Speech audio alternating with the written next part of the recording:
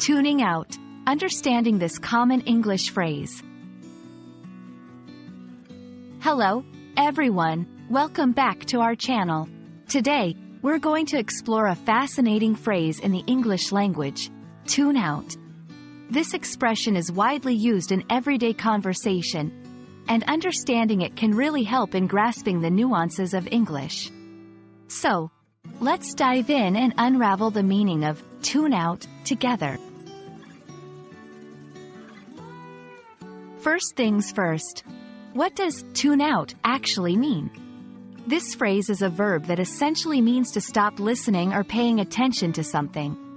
It's often used when someone is distracted or not interested in what's being said or happening around them. For instance, if someone says, "I tuned out during the lecture," it means they stopped paying attention at some point. It's important to note that tune out can be both intentional and unintentional. Understanding where a phrase comes from can often help us remember its meaning. The phrase, tune out, has its origins in radio technology. Think about tuning a radio to different frequencies. When you tune out of a station, you change the frequency so that station is no longer audible. Similarly, when you tune out in conversation or other contexts, you're essentially changing your frequency and no longer receiving the message. Let's look at some examples to see how tune out is used in everyday language. 1. During long meetings, it's common for people to tune out after a while.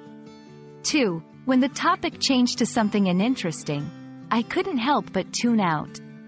3. Kids often tune out when their parents give them lectures. 4. Be careful not to tune out during important discussions.